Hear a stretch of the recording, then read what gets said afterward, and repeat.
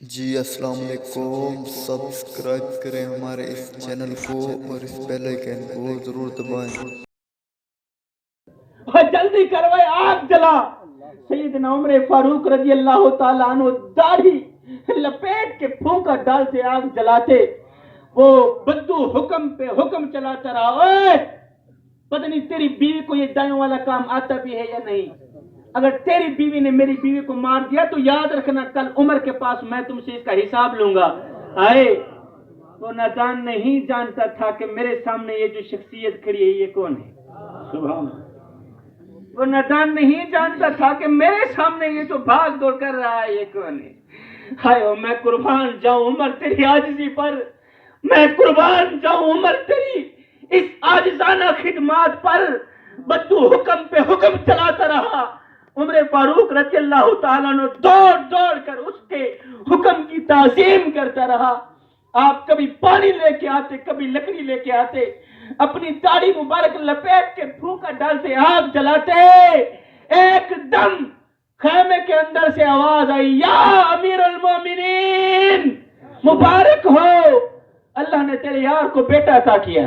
سبحان اللہ، سبحان اللہ۔ یا امیر المومنین، یا امیر المومنین۔ آئے امیر المومنین کا نام سن کر بدو کے پاؤں تلے زمین نکل گئی۔ بدو نے ایسے ہی اپنا سر اٹھایا، عمر فاروق رضی اللہ تعالیٰ عنہ ایسے ہی ہاتھ باندھ کے کھڑے۔ بدو نے عمر کو دیکھا، کہا حضرت کیا آپ ہی عمر ہیں؟ حضرت سبحان اللہ، بیٹا بیٹھ جا، کیا آپ وہی عمر ہیں جس کو میرے نبی نے رو رو کر مانگا ہے؟ کیا آپ وہی عمر ہیں جس کے بارے میں میرے نبی نے فرمایا اگر میرے بعد کوئی نبی ہوتا تو وہ عمر ہی ہوتا؟ سبحان اللہ۔ حضرت خدا کے لیے مجھے معاف کر دیں، قدموں پہ گرا، قدم بھی چوم رہا تھا، رو رو کے بدو عرض بھی کر رہا تھا، حضرت میری آنکھیں نہ جان سکی کہ تو کون ہے۔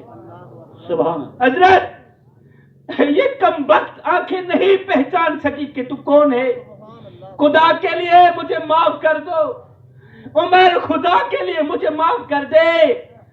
ایک غریب بدو قدم بھی چوم رہا تھا، معافی بھی مانگ رہا تھا، اگر میں قربان نہ جاؤں عمر کے نام پر، میں قربان نہ جاؤں عمر کی شخصیت پر۔ جب بدو رو رو کے معافی مانگ رہا تھا نا، قدموں پہ بدو کا سر تھا، کہہ رہا تھا حضرت مجھے معاف کر دیں، مجھے معاف کر دیں۔ آگے سیدنا عمر فاروق رضی اللہ تعالیٰ عنہ کا جو جواب ہے نا، وہ سن کر ایک بار جان میں جان آ جائے گی۔ یہ جو جواب ہے یہ تمہاری پوری زندگی کے لیے کافی ہے انشاءاللہ۔ خطاب بھول جائے گا، میں مر جاؤں گا، میرا نام و نشان مٹ جائے گا، لیکن یہ جو آگے عمر کا جواب دے کے جا رہا ہوں قیامت تک زندہ رہے گا۔ عمر فاروق رضی اللہ تعالیٰ عنہ نے اس غریب بدو کا سر پاؤں سے اٹھایا، اس روتے ہوئے غریب بدو کا سر پاؤں سے اٹھایا، اس کو اپنے سینے سے لگایا، اس طرح لگایا جس طرح ماں اپنے بیٹے کو سینے پہ لگاتی ہے۔ غریب بدو کا سر پاؤں سے اٹھایا، اپنے سینے سے لگایا۔ عمر فاروق رو کر فرمانے لگے، او بدو تجھے پتہ نہیں ہے تو کہاں آیا ہے؟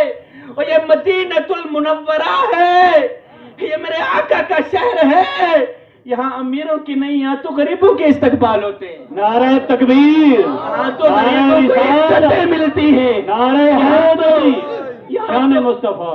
یہاں تو غریبوں کو عزتیں ملتی ہیں، یہاں تو غریب سر اٹھا اٹھا کے چلتے ہیں۔ ہائے جس غریب کے بارے میں میرے کریم نبی نے فرمایا تھا میری امت میں سر اٹھا اٹھا کے چلنا، ہم نے اس غریب کا سر مٹی میں ملا دیا، ہم نے اس غریب کا جینا محال کر دیا، ہم نے اپنی دولت کی نمائش، پیسے کی نمائش اس طرح کی کہ غریب موت مانگنے پہ مجبور ہو گیا۔ اہل علم لوگ میرے سامنے بیٹھے ہیں، اہل عقل لوگ میرے سامنے بیٹھے ہیں۔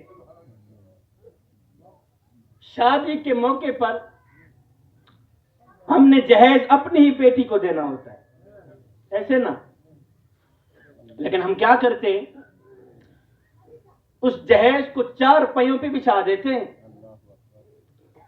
پھر ہم محلے میں، بستی میں، گاؤں میں آواز دیتے ہیں، بچیوں آؤ ہماری بچی کا جہیز دیکھ لو۔ ایسے کرتے ہیں نا؟ بچیوں،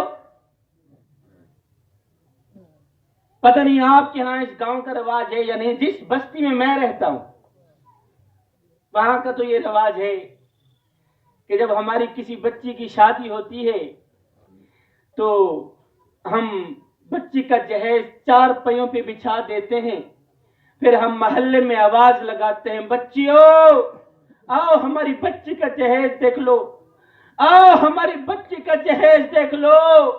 میں نے کہا نادانو، تم نے جہیز دیا تو اپنی بیٹی کو، لیکن یہ کسی کو بھی خیال نہ آیا کہ جو بچیاں تیری بچی کا جہیز دیکھنے آئی ہیں ان بچیوں میں سے لاوارث بچی بھی موجود ہے۔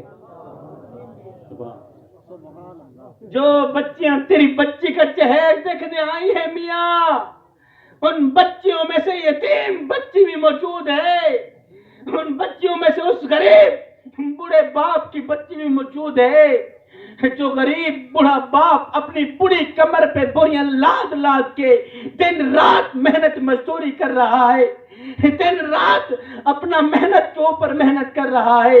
اگر کوئی پوچھ لے بابا جی اور تجھے نیند نہیں آتی تو بابا رو کر کہتا ہے بیٹے چپ کر، میں نے اپنی بیٹی کے ہاتھ پیلے کرنے، میں نے اپنی بیٹی کی شادی کرنی ہے۔ لیکن وہ بدبخت باپ کیا کرے کہ آج اس کی غریب بیٹی کو کسی نے قبول ہی نہیں کیا، اس لیے کہ ان کے پاس تو جہیز نہیں تھا، اس لیے کہ ان کے پاس تو پیسہ بھی نہیں تھا، مال بھی نہیں تھا، ترکہ بھی نہیں تھا۔ زمانہ جاہلیت میں جس عورت کی قیمت اشرفیوں سے لگتی تھی، پیسوں سے لگتی تھی، آج اس کی قیمت جہیز سے لگ رہی ہے۔ انسان بدل گیا، زمانہ بدل گیا، مگر انسان ویسے کا ویسے ہی رہ گیا۔ ہم نے اپنی دولت کی نمائش، پیسے کی نمائش اس طرح کر رکھی ہے کہ غریب کا جینا محال کر دیا ہے۔ سبحان۔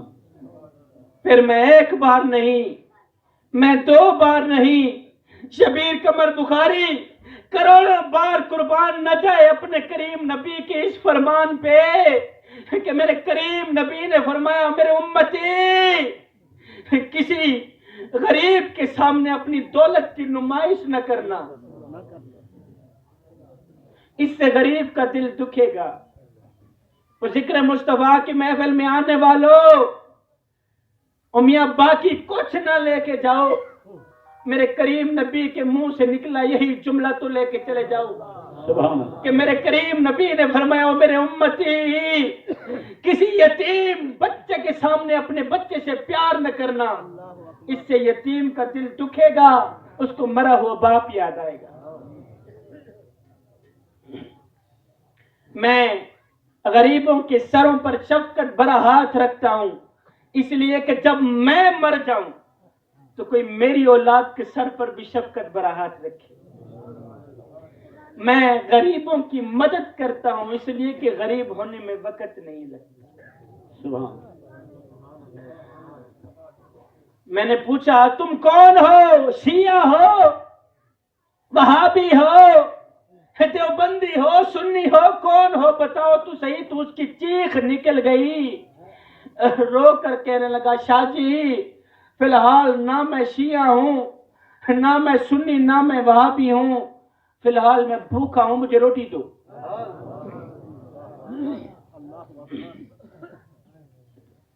روٹی امیر شہر کے کتوں نے چھین لی، فاقہ غریب شہر کے بچوں میں بٹ گیا، چہرہ بتا رہا تھا کہ اسے مارا ہے بھوک نے، حاکم نے یہ لکھا کہ یہ کچھ کھا کے مر گیا۔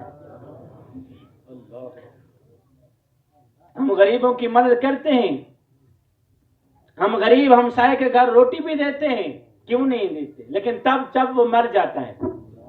ہمارے ہاں یہ رواج بھی ہے کہ جب ہماری بستی میں، ہمارے گاؤں میں، ہمارے محلے میں کوئی فوت کی ہو جاتی ہے تو ہم مرنے والے کے گھر پوری فیملی کے لیے روٹی پہنچاتے ہیں۔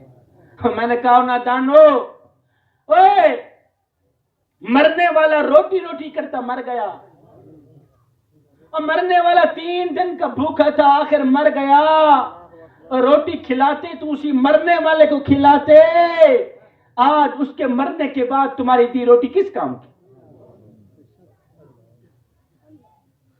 جوانوں، میں جوان ہو کر آپ لوگوں کے سامنے بلکہ تمہیں ایک سبق دے کے جا رہا ہوں۔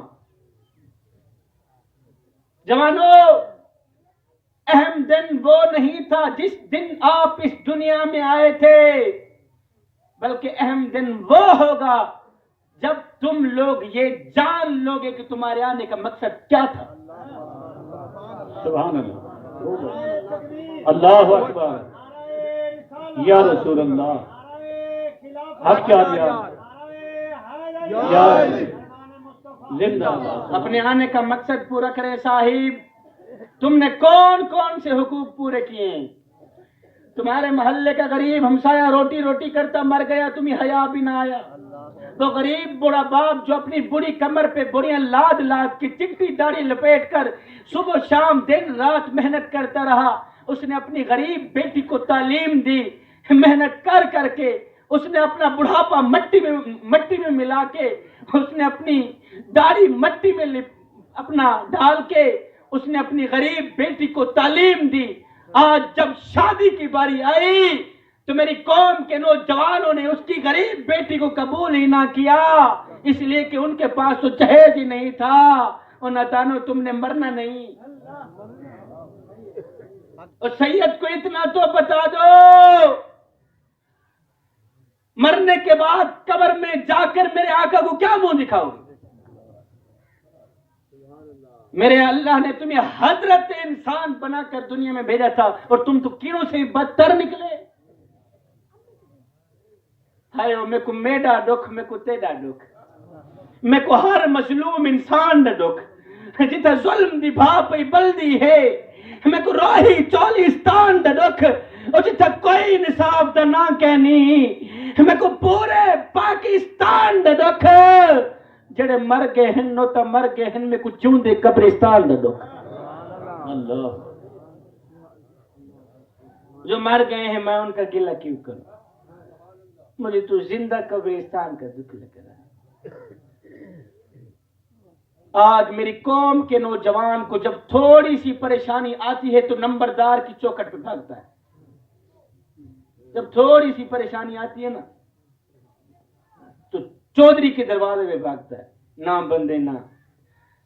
جب پریشانی آئے، دکھ تکلیف یا برا وقت آئے تو تکیے پہ رونے سے بہتر ہے سجدوں پہ رو لیا کر، سبحان اللہ، اس سے اللہ بھی راضی ہو جائے گا، تیری پریشانی بھی دور ہے۔ جب کچھ مانگنا ہو کسی اور کے دروازے پہ جانے سے بہتر ہے اپنے کریم جو اصلی مالک ہے اس کے دروازے پہ جایا کریں اور میرے محمد کا صدقہ مانگا کریں، پھر دیکھ